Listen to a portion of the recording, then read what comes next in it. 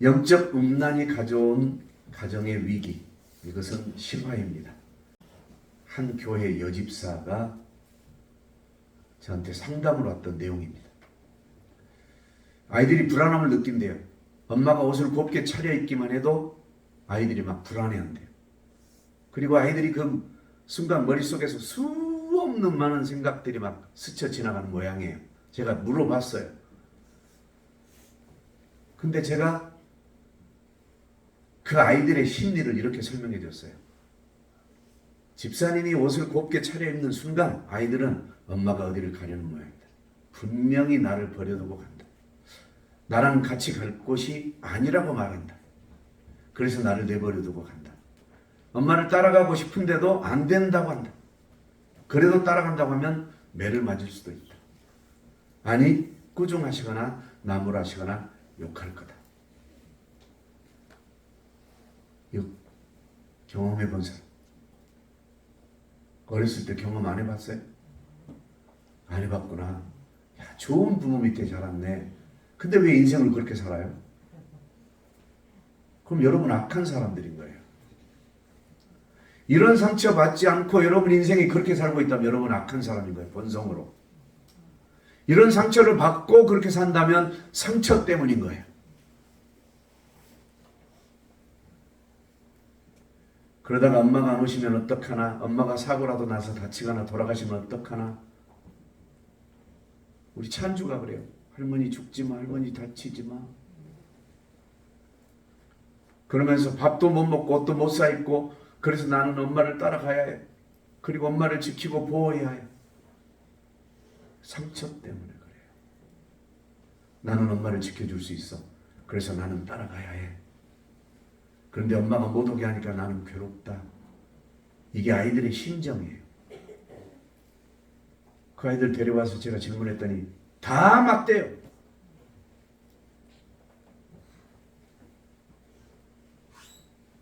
엄마의 옷차림 하나에 아이의 머릿속은 온통 혼돈과 혼란입니다. 찬주 그래 안 그래? 그러지? 질문 한번 해볼게요. 제가 이리 와봐.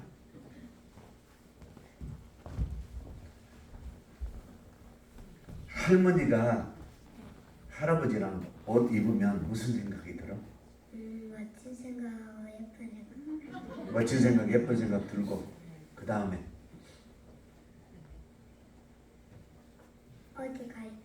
어디 가시는 생각나요? 그러면 마음이 좋아, 불안해? 불안해요. 왜 불안해? 할머니가 가다가 돌아가실 수도 있고 할아버지는 가다가 할아버지도 돌아가실 수도 있으니까요. 못 올 것 같아서? 네. 그러니까 맨날 붙들고 어디가 계속 그러는 거예요. 이게 분리불안이에요.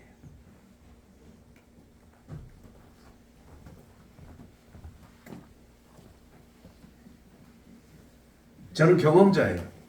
내가 그렇게 상처를 입고 자라봤기 때문에. 그러므로 아이들 앞에서 옷을 입을 때에는 아이들의 마음이 안정되게 입어야 해요. 어떤 옷이 안정되고 어떤 옷이 아이에게 충격을 줄까요? 먼저 엄마는 그 엄마의 영적 상태에서 이미 감지합니다. 그래서 저와 사모님은 찬주에게 이렇게 얘기합니다. 정확하게. 찬주야, 할아버지 엄마가 있어. 그 할아버지 엄마에게 인사하러 가. 다녀와도 되지? 설명해요. 또 찬주야, 할아버지랑 할머니 지금 목사님들 모임에 가고 있어. 갔다가 꼭 온다? 설명해줘요. 아빠, 엄마는요? 아빠는 지금 빨리 공부해서 졸업해야 되니까 총신대학원에 공부하러 가 있어. 설명해줘요. 아이가 인정이 될 때. 그런데 할머니, 왜 목사님들을 가는데 그렇게 옷 입어요?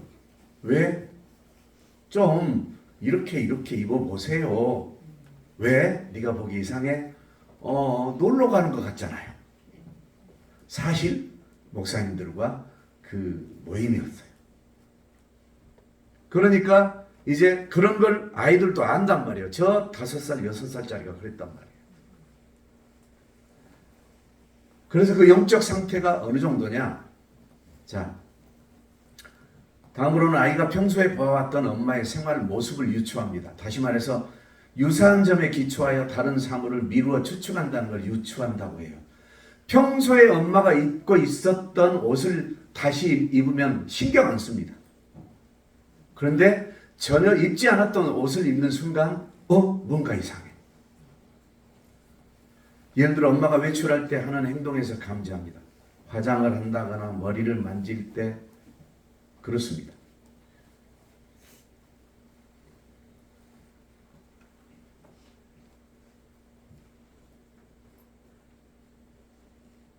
엄마가 외출할 때 입던 옷을 만지거나 고를 때 유추합니다.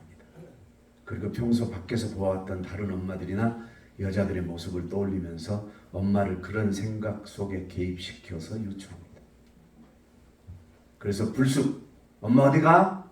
응, 엄마 어디 안 가? 근데 왜 옷 입어? 응, 그냥 입어보는 거야. 왜 입어봐? 그냥 좋아서. 어디 가려고 그러지? 아니야, 맞아, 어디 가려고 그러지. 그럼 나도 갈래. 해본 사람? 있네. 거봐. 불안해서 그래요. 어른들 안 해봤어요? 어린이절 다 잊어먹었어요? 해봤어. 빨리 손 들어. 나 엄마 아니 시장 가는데 막 나는 시골서 우리 엄마가 시장 가는데 예쁜 한복에 베니를 바르고 막 이렇게 하니까 저건 시장 가는 게 아니야. 분명히 딴 데 가는 거야. 따라가려고. 왜냐하면 기억이 나요. 그렇게 갔다 오면 꼭 그 행커치에다가 떡이랑 뭐랑 싸우거든. 그러니까 저건 시장 가는 게 아니야. 따라가려고 따라갔더니 엄마가 갑자기 돌을 집어가지고 던지면서 못 오게. 개 쫓는 것도 아니고. 아니 아들이 따라간다는데.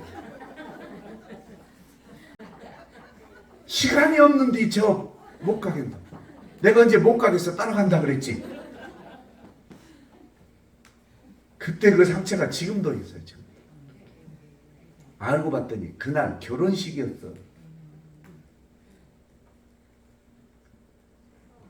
그날 갔다 와서 떡이랑 뭐랑 싸와서 주는데 먹고 싶지가 않아.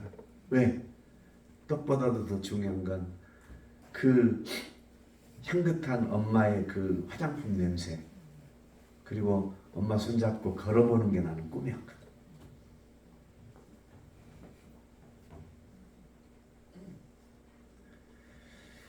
이렇게 하면서 아이들과 신랑이 벌입니다. 아이는 엄마가 거짓말을 하는 것도 압니다. 알아요. 그때부터 더 두려워하고 힘들어합니다. 이런 아이는 이미 애정 결핍증에 노출되었다는 증거입니다. 이런 아이들을 안정시킬 수 있는 해결 방법은 아주 간단합니다.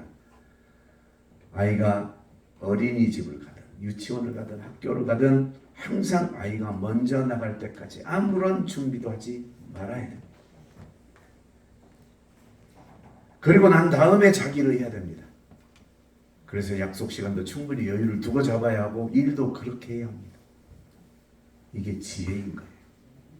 그리고 아이들이 들어오는 그 시간에는 반드시 아이들보다 먼저 집에 돌아와서 아이들에게 필요한 간식을 만들어 놓고 기다리는 거예요.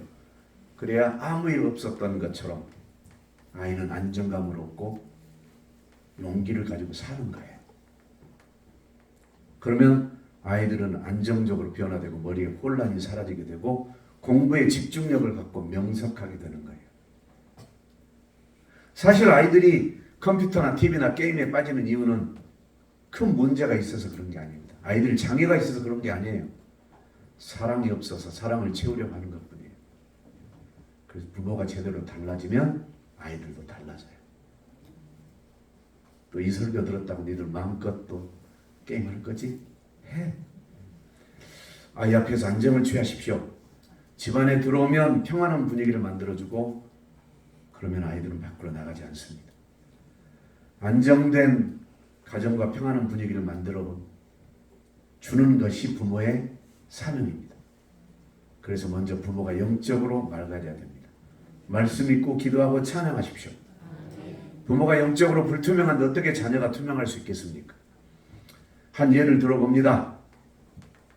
한 젊은 주부가 하소연합니다. 애들이 초등학생인데 자꾸 컴퓨터에 매달려 산다. 아무리 혼내고 꾸지람을 해도 안 되고 시간이 갈수록 TV에 게임에 몰입한다고 합니다. 그 원인을 도무지 찾을 길이 없어서 고민이라고 합니다. 그래서 원인을 알고 있다고 제가 말해줬습니다. 그러니까 가르쳐달라고 하네요. 그 원인은 너무나 간단한 것이지만 풀어가려면 부모의 노력이 필요하다고 제가 말했습니다.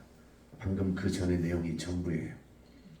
그 원인이 어디 있었습니까? 바로 부모, 그 엄마에게 있었어요. 엄마의 과거와 아빠의 과거가 아이들을 지배하고 있었어요. 엄마는 과거에 가난했어. 아빠는 과거에 술 먹고 개판 치는 부모 밑에 자라가지고 늘 그 상처에 시달리고 있었어요. 그런데 결혼했습니다. 이 두 사람이 결혼했습니다. 이 남편은 아내에 대한 불안감, 아내의 그 과거에 대해서 불안해하고 있어요. 아내가 과거에도 부정했기 때문에 결혼하고 나서도 여전히 또 부정한 일을 저지를까봐 늘 불안해서 아내를 늘 감시하는 그 가정. 아내는 남편에 대한 불만, 돈을 안 갖다 준다 이 말이에요.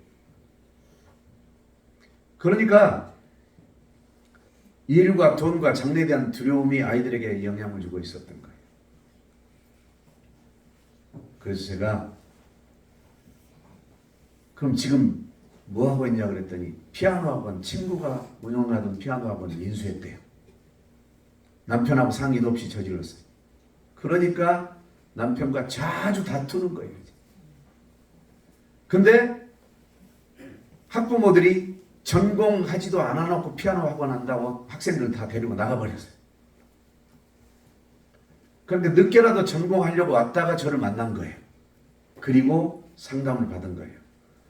이렇게 엄마의 자리를 비워버리니까 아이들은 불안을 더 느끼겠죠. 그래서 컴퓨터와 TV 게임에 빠져서 속상하다. 그래서 시간이 갈수록 악재가 거듭되고 혼란스럽고 방황된다고 고백을 하길래 제가 질문했어요. 그런 일들이 어떻게 갑자기 일어나겠냐. 언제부터 아이들이 그랬냐 그랬더니 자기가 피아노 학원을 하려고 했을 때부터. 아니다.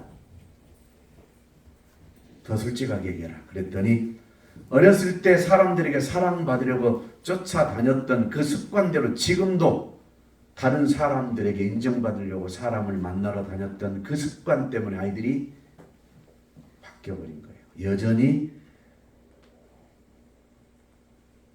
바깥으로 나돌았던 거예요. 그것이 원인이라고 말해줬습니다. 그랬더니 그 사실을 인정하고 받아들인 그 여집사는 제자리를 지키지 못한 자신의 어리석음을 후회하고 반성했습니다. 그 시간부로 아이들을 위해서 지인들을 만나는 것을 그 자리에서 끊었습니다. 그리고 오직 예수님으로만 위로를 삼기로 했습니다. 그렇게 결단하고 바뀐 엄마의 모습을 본 아이들이 잠시 또 엄마가 가정에만 충실하니까 이상하게 느낀 거예요. 그러다가 차츰차츰 가정 안에서 하나 되기 시작했다고 고백하면서 아이들이 정말 밝은 모습으로 저를 두 번째 만나러 왔습니다. 시작. 내 백성이 지식이 없음으로 망하는도다. 네가 지식을 버렸으니 나도 너를 버려 내 제사장이 되지 못하게 할 것이요 내가 내 하나님의 율법을 잊었으니 나도 내 자녀들을 잊어버리리라. 그렇습니다. 당신에게 가장 훌륭하신 스승인 예수님을 버리고 사람들을 찾아다녔던 그 죄값이 아이들을 불안하게 끌고 갔다. 고린도전서 7장 17절 오직 주께서 각 사람에게 나눠주신 대로 하나님이 각 사람을 부르신 그대로 행하라. 내가 모든 교회에서 이와 같이 명하노라. 각 사람은 부르심을 받은 그 부르심 그대로 지내라. 너희는 값으로 사시는 것이니 사람들의 종이 되지 말라. 형제들아 너희는 각각 부르심을 받은 그대로 하나님과 함께 가라. 남편으로 부름받았으면 남편 자리, 아내로 부름받았으면 아내 자리, 자녀로 부름받았으면 자녀 자리, 목사로 부름받았으면 목사의 자리, 성도의 자리 그대로 지내라는 거예요. 이것이 하나님께서 우리에게 말씀하신 거예요.